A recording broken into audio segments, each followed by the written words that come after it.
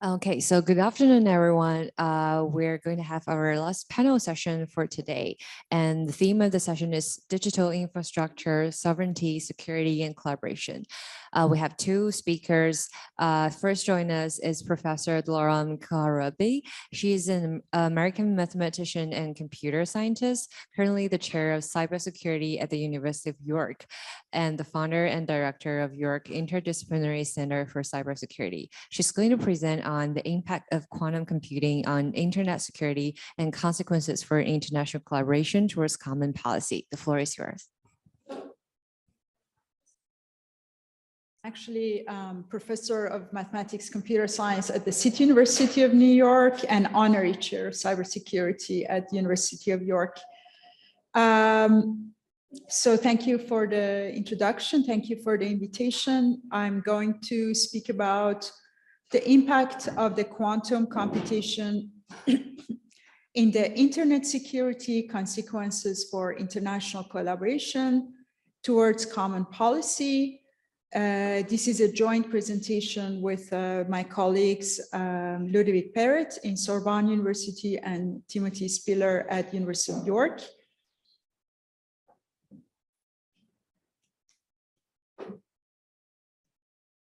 I can't change the slides.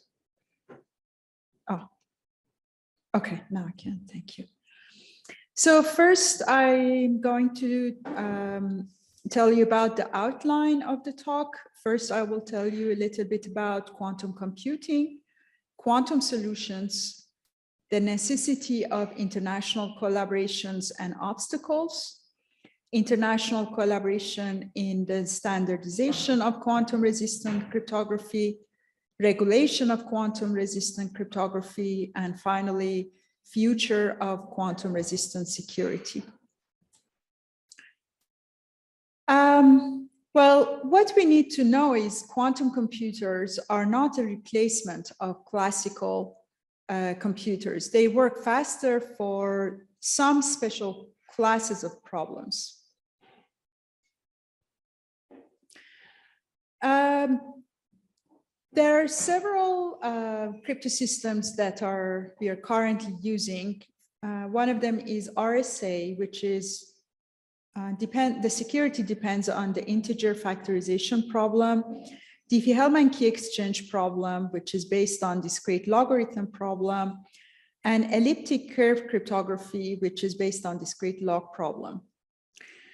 The thing is that these above problems that I mentioned can be efficiently solved using a sufficiently powerful quantum computer by the celebrated results of Peter Shor in 1994. So two families of quantum safe answers to the quantum threat. One is quantum solutions, basically using quantum systems and properties against the quantum computer. For example, quantum random number generator, quantum key distribution, and you could see in this graph how the new features and time will develop to quantum networks, quantum internet. And the other solution is post-quantum cryptography. Public key crypto systems, for example, key exchange and digital signatures, are based on mathematical problems which are difficult to solve for classical and also for quantum computers. Drop-in replacements for current public key standards, NIST standardization process ready by 2022. Data encrypted with current public key protocols already vulnerable to harvest now, decrypt later attack. It's the time to conduct transition plan before quantum day is getting shorter. In this diagram, you see, for example, some years ago, the quantum computing development started. In 2022, Google declares quantum supremacy. And, you know, we have less than a decade, basically, remaining transition period that quantum computing breaks the current crypto systems. Oh, I didn't show this, I'm sorry. Did I show this slide? I don't remember. Yes, you did. Yes, All right. you did. All right, sorry. Might not do, it wouldn't probably do any harm if you want to show it. Yes, so this is what I was mentioning, actually. My apologies, because I'm also doing it with my computer. So this is the diagram. You could see how it works. Okay, so I'll be more careful.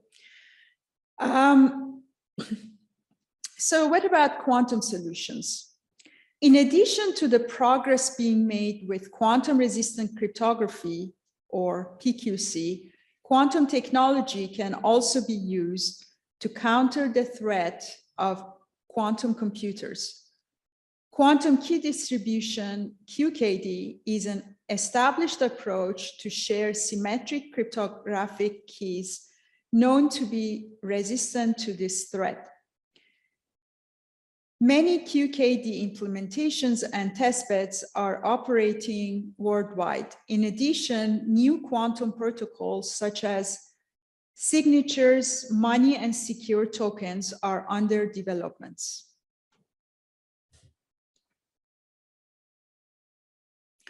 Five years ago, the National Institute of Standards and Technology, NIST, started a so-called post-quantum standardization process to renew current public key cryptography primitives with schemes that can resist quantum computer attack. Through this process, US post-quantum standards have been announced in July 2022. International collaboration necessity versus obstacles. Quantum advantage beyond conventional computers has already demonstrated by Google and in China, and is being pursued by many other companies worldwide.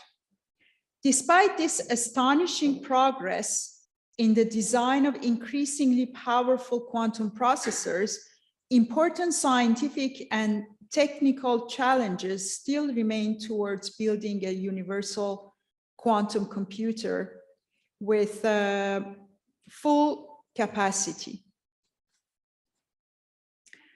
On one hand, increased international collaborations could accelerate realization on this goal.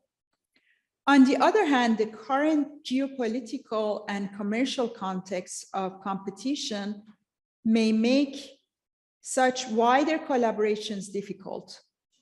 The same observation also holds for the need for protect cyberspace against the quantum threat, on which we will focus in this presentation.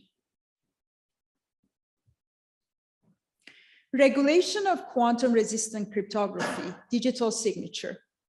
A digital signature scheme provides a way for any user to sign messages so that the signature can later be verified by anyone else.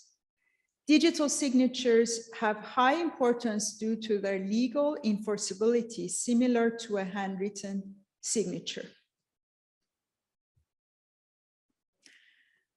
One of the benefits of digital signatures is so-called universal legality. In the United States and the European Union, digital signatures use international standards. In other words, such signatures could be produced in different countries and still be accepted by other countries. Another usage of digital signatures is in online government websites, which require citizens to submit online documents or forms, for instance, submission of an online tax return by the United States Internal Revenue Services, IRS.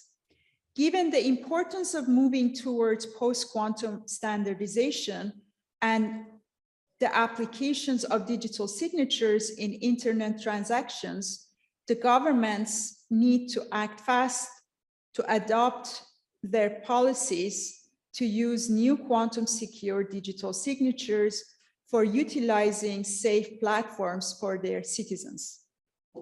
A strong regulation for critical applications is then probably required to facilitate faster adoption of quantum-resistant digital signatures.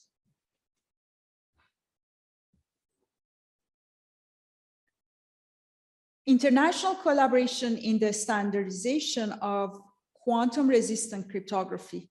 These standards will now need to be deployed worldwide to protect the internet and the security of citizens.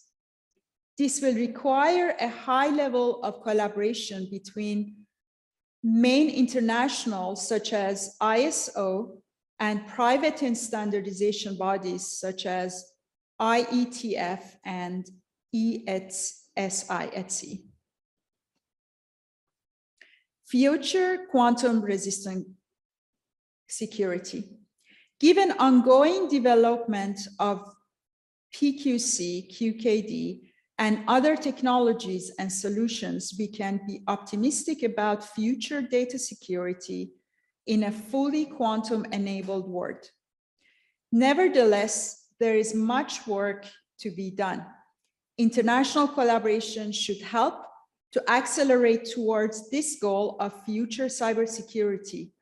However, major upgrading of both software and hardware worldwide will be necessary to realize this goal.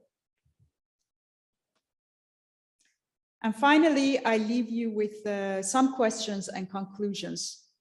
EU Commission want to have quantum communication, and there is no company in EU to do QKD device and technology.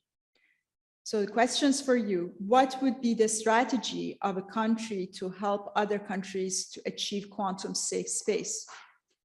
International Quantum Alliance or Observatory?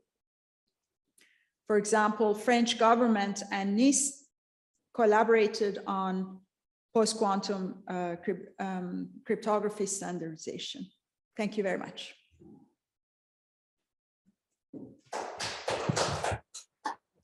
Thank you so much, Professor Karabi. So now we have the second presentation, and then we're going to open the floor to questions. The second one is from Dr. Francesca Musiani. She is Associate Research Professor at the French National Center for Scientific Research since 2014. And she's the Deputy Director of the Center for Internet and Society of CNRS. She's also an Associate Researcher at the Center for the Sociology of Innovation and a Global Fellow at the Internet Governance Lab at American University, Washington, D.C. She's going to be presenting Infrastructuring Digital Sovereignty, a research agenda for an infrastructure-based sociology of digital self-determination practices. So thank you very much. Can you hear me well? Yes, we can. Okay, perfect. Thank you so much for inviting me and for well, putting me in this very interesting panel.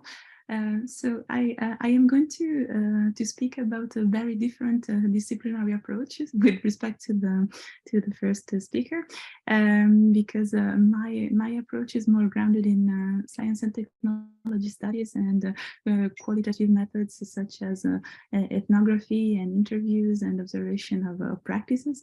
And what I'm going to say is a few words about some of my current reflections on how we can approach the concept of digital sovereignty, which is indeed taken from many angles and approached by several disciplines today, with this particular angle of SDS and more particularly of infrastructure studies. So just to give a short introduction, one of the things that I'm interested in looking at with the approach I'm going to present is, for example, Gaia-X, which is the consortium for the European sovereign cloud that has been starting to take shape in the past 3-4 years. And for example, one of the things that I found really interesting and to potentially delve into more about the GaiaX case is that its flagship project is to build this sovereign cloud, this technologically independent cloud in the European space. Yet, since the beginning, it has been quite plagued by controversies that have to do with the composition of the consortium, the types of technologies that are implemented in it, the actors that are being invited to be part of the project, and in particular the fact that American surveillance firm Palantir at some point entered the consortium was source of controversy. So why did I pick this case, but there could be many others, is that the shaping and the construction of the digital infrastructure really helps materializing a number of broader transformations in today's technological world, in which sovereignty, territories, and institutions, both national and supranational, are co-produced. And so this has to do with this idea of digital sovereignty, the idea that states should really reaffirm their authority over the internet and protect their citizens, institutions, and businesses from a number of challenges that the digital sphere poses to their nation's self-determination. And there is this idea that increasingly takes hold that sovereignty in the digital space depends on locally owned, locally controlled, and locally operated innovation ecosystems that are able to increase the independence and autonomy, both technical and economic, of nation states. So digital sovereignty has traditionally been understood primarily as a legal concept in the field of international law, a prerogative of the nation state, and as a set of political discourses that states put forward in order to legitimize their technological self-determination. And as a consequence, there has been a predominance in the analysis of what digital sovereignty is about, of approaches in political science, international relations, and international law. And the study of digital sovereignty as a set of infrastructures and social material practices has been so far, I would argue, still comparatively neglected. So both this talk and some of my current reflections try to outline a research agenda that can help fill this gap and argue that perspectives grounded in STS and more specifically in infrastructure studies can be a useful theoretical and methodological prism to examine how the components of digital sovereignty that are material, institutional, territorial, are developed in a joint way and in an ongoing way. So what I ask is, how can the concept of digital sovereignty be studied via the set of situated practices, infrastructure embedded, of various political and economic projects that aim to establish autonomous digital infrastructures in a hyper-connected world. So ideally, I really do wish this to be a wider and comparative research program at some point. In particular, I hope that I will be able to dedicate some time at the European case and how the supranational and national levels intersect and interplay in the European space when it comes to digital sovereignty and infrastructures. But in the very final part of this talk, I'd like to briefly mention what has been my research project of the past 5 years, which has focused on Russia, which has been in some sorts both a pilot case and a test bed, an ongoing test bed for this framework. So with this infrastructure and digital sovereignty paradigm, I think that there is something to revisit in one of the main internet governance tropes.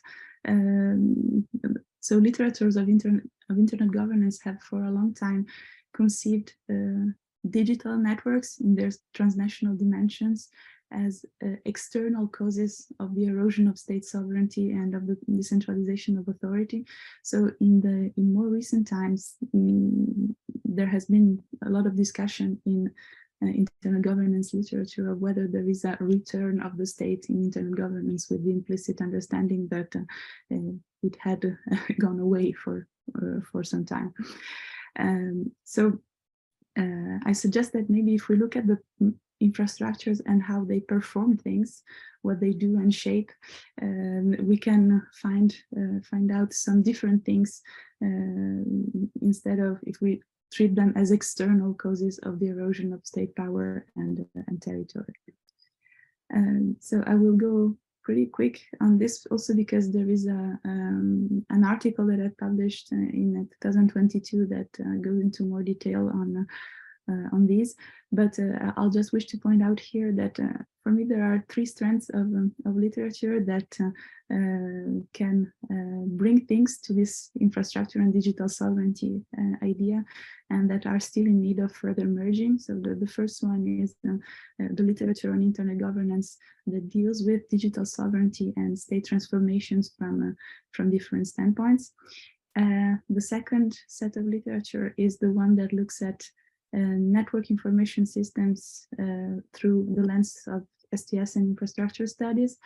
And the third strand of literature I've been personally involved in developing, and it is about the turn to infrastructure in internal governance. That is to say, the moment in which the study of how not only specific values were embedded deliberately in infrastructures as part of the design and development processes, but also how infrastructures have come to be co-opted and reused in unprecedented ways for political agendas in a number of co-optations, and this also, apart from producing some deliberate results, also brings about some collateral effects that can also be potentially damaging.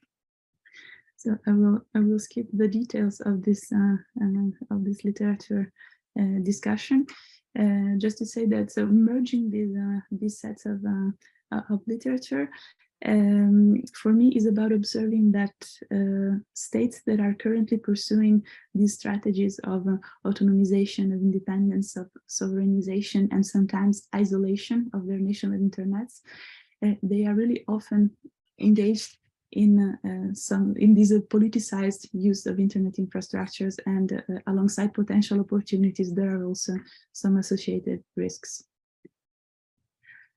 So I think that if we set about approaching digital sovereignty through this infrastructuring lens, there are two main scholarly gestures that are theoretical and methodological that seem desirable.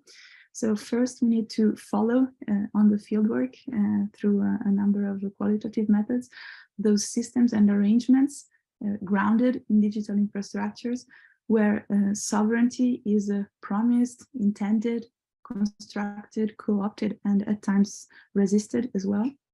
And second, we really need to zoom in on the technical components of digital infrastructure in order to treat them as strategic sites to trace the inscription of particular visions of sovereignty.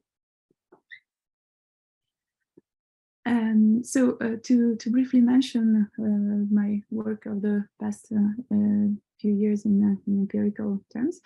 So we have been looking with a team of specialists of infrastructure studies and the specialists of Russian culture and civilization at how Russia has been infrastructuring its digital sovereignty in the past decade. And it has been interesting to see how different actors on the field, such as internet service providers, for example, have enacted a number of responses to the increasingly strict regulations imposed by the government. And in particular, the evolving and increasing role of the Media and Communications Watchdog of Russia, which is the Roskomnadzor. So in Russia, there has been this really specific instantiation of the digital sovereignty label. there is this complex dialectic of law and infrastructure-based enforcement that have been aimed at countering foreign influences and agents, as well as their devices and applications, in particular the Sovereign Internet Law of 2019 and the law against Apple in 2020. So both of them really targeted infrastructure. The first one had the official aim of protecting the country from cyber attacks, and the second one had the objective of having all smartphone devices in Russia to preload a host of Russian-made applications. And so we have been studying this in the Resistic project, funded by the French National Agency of Research. In particular, we have been looking at, given this legal juridical framework, how through infrastructures, different actors of the RUNET have sought to resist and adapt to this recent wave of centralization and authoritarianism. And in particular, we have published in 2021 this special issue of First Monday, so it's all open access on First Monday, and we really tried with this special issue to bring results from different fieldwork sites, pretty heterogeneous, from the Telegram ban to the controversies surrounding Yandex, to the use of Google services in Russia by Russian NGOs, or the resistance of shadow mass literature online libraries. Throughout all these different case studies, we tried to look at the fil rouge of how the Russian government has been using technical devices and assets for surveillance and censorship on one hand, and on the other hand, how infrastructures of the internet have been used in strategies of resistance and circumvention. So, of course, this has been still heavily reconfigured by the Russia-Ukraine war. And so with or without funding, we don't have one anymore since December 2022. Of course, we will be looking at what has changed and what is changing, both on Ukraine soil and on Russian soil, for different actors of the internet due to the conflict. And so to conclude, this contribution is really a call for a wider and comparative research program to study infrastructure embedded situated practices that try to establish autonomous digital infrastructures in what is otherwise a hyper-connected world.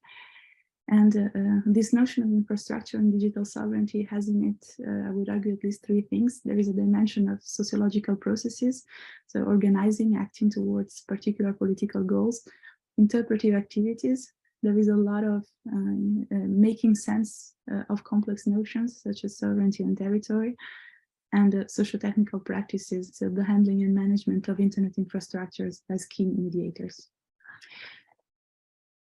And I will stop here because I think I've been a little long, and thank you very much, and I'm ready to discuss now. Thank you.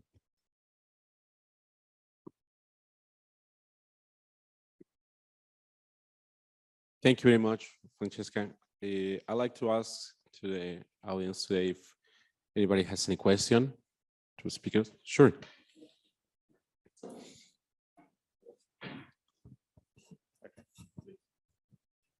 Thank you for your presentation. This morning I was talking about regulatory institutions in the context of sovereign conceptions of the state. And I imagine that it depends how you understand infrastructure, but certainly in terms of processes, this would be really quite an important part of trying to define the content, the range of content that circulates, and in responding to imperatives within a political system. So I just wondered, because you mentioned Roskomnadzor, which I'm assuming would have a role in this process in that particular light. I wondered if you could say a little bit about that. Thank you. Could you please say again what you mean by like the process? I needed to like for 5 seconds change room. So You were migrating from one room to another. Yeah,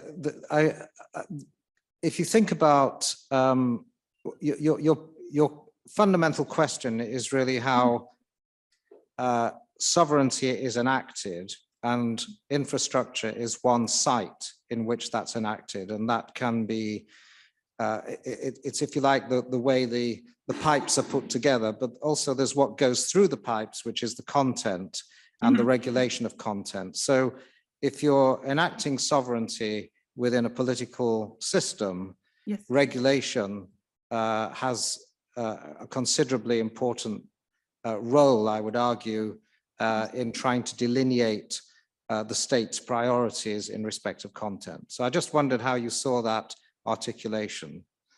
Sure, absolutely. Yeah, thanks. And sorry for having you repeat the question.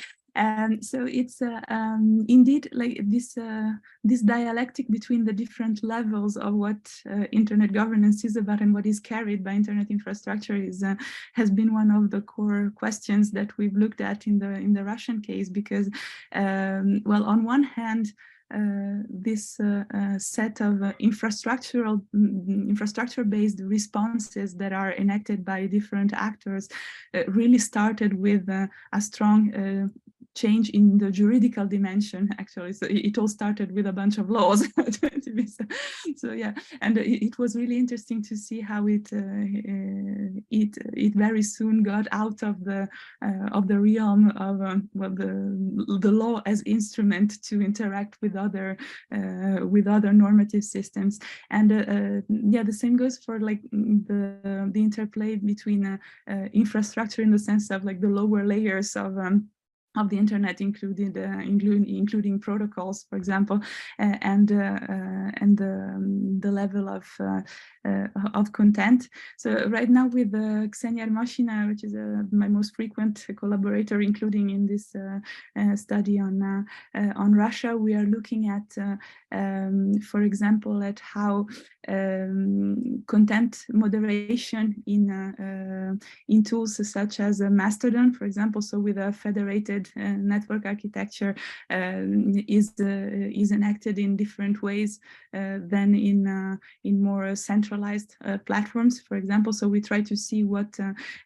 we are talking about the level of content regulation, but we try to see and how well the fact of changing things at the lower layers has something to do with the ways in which moderation can materially be enacted or not, for example. So in that sense, they are really very strictly linked, and I would say more and more so.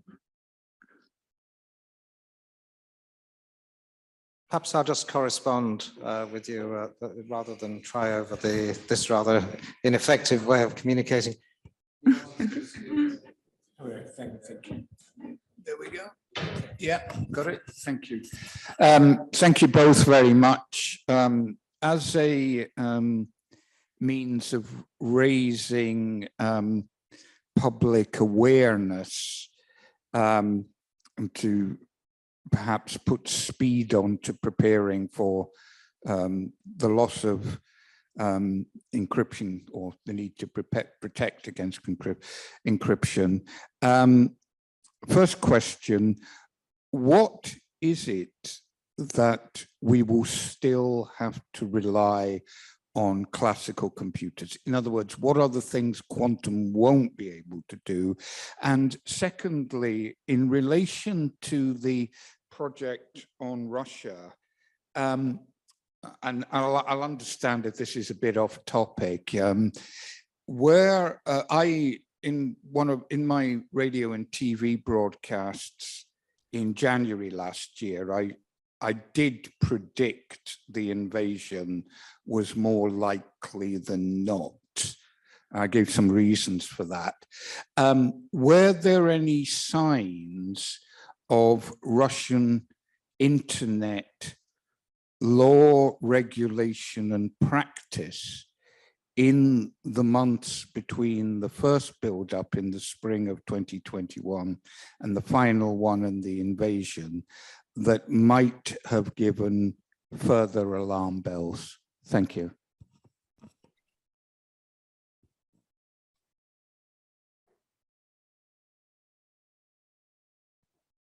Sorry. My bad. Yes. Well, thank you very much for great questions. So your question was what problems can be, whether we still need classical computers versus quantum computers. So as I mentioned, quantum computers work faster for some classes of problems. So, and the field is still quite new. As you know, last year it was United States national priority, and there are so many investments these days on this topic. So the classes of computational problems that mathematicians, computer scientists deal with it still need to be classified in which. So for example, the problems that post-quantum crypto systems, most of them are relied on, not all of them are so-called NP-complete problems, which Shor's algorithm cannot break those, so so still this field is under consideration, and quantum computers are dependent on problems in some way. So it's still not clear whether we will have to completely move to quantum world, or whether we still need classical computers. But the field is just under development. It's still very new. I mean, 94, it was a breakthrough, and still it's in progress. So wonderful. Thank you very much. Thank you. So about the alarm bells, so it is difficult to really point out anything anything in particular that happened in the very final months before February 2022. At least not in respect to the Russian internet and its direct consequences on the start of the war, not that I'm aware of, at least. I think that there was a broader alarm bell that was more in the last couple of years, that was really about the Russian part of an important part of the Russian strategy of digital sovereignty, dealing with isolating their internet, even more so than autonomizing it or putting a stronger grip on content regulation via more comprehensive surveillance and censorship. So all of that was in motion for the past decade, I would say. But really, what happened in even more recent years was this idea that the Russian national internet should be able to be fully independent in an isolation sense from the rest of the world. And so there was this test conducted to try and see whether the isolation was possible, and the results were fairly mysterious. They did not, if they conducted further ones, it was not exactly publicly announced as the first one had been, yeah, so this for me, this was pretty, I found it a pretty strong alarm bell in the sense that the Russian internet had a history of being quite interconnected with the rest of the global internet, contrary, for example, to China, that has been building an independent internet for a much longer time. So the fact that this isolation strategy was announced seemed and some practical infrastructure-based experiments conducted about it seemed worrisome.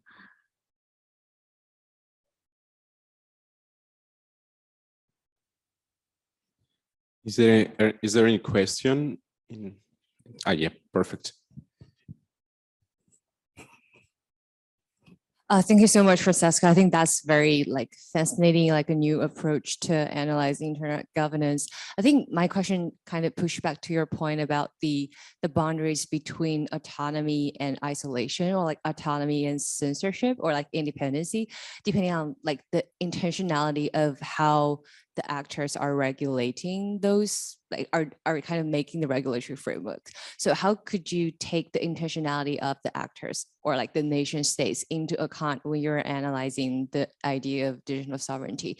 Is that a way of self-protection, or like another way of censoring, like either content level, like service level? So how do you sort of take that into account when you're analyzing this framework?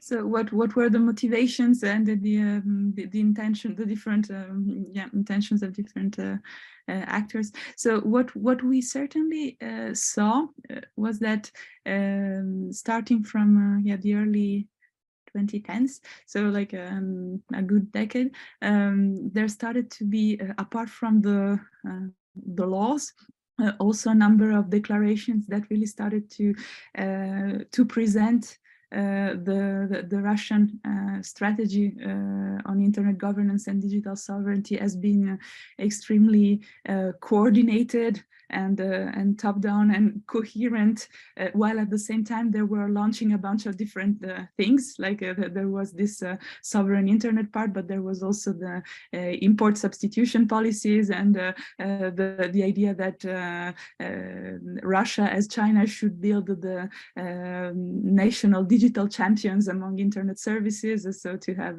their own social network and so on. So there were all a lot of parallel initiatives that were really presented as a coherent whole. And one of the things that we certainly saw during the project was that there were several holes in the coherence and the overall one thing perspective that they were trying to show the world. I think that in terms of the intentions of actors within the Russian government, there have been a major one that was to have the digital component of the increasingly authoritarian grip that Putin is putting on the country. So the digital could not be out of this strategy. But then there are also several, I think, economic considerations of what it would bring to the Russian digital economy to have these national champions, whether they could what choices could be made in that regard.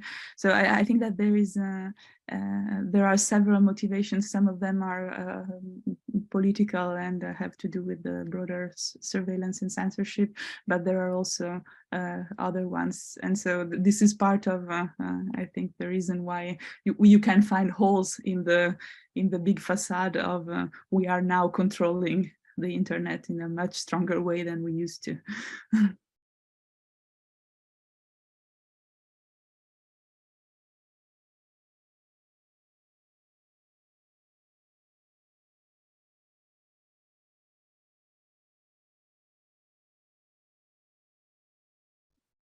Sorry, I was speaking on my own.